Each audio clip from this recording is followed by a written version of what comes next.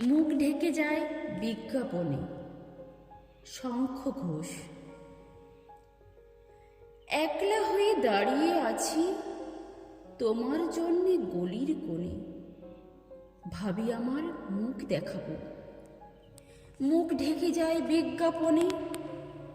একটা দুটো সহজ কথা বলবো ভাবি চোখের আড়ে, জৌলসে তা ঝলসে ওঠে বিজ্ঞাপনে রং বাহারি। কে কাকে ঠিক কেমন দেখে বুঝতে পারা শক্ত খুবই। হারে আমার বাড়ি বলা, হারে আমার জন্মভূমি, বিকিয়ে গেছে চোখের চাওয়া তোমার সাথে অতপ্রত।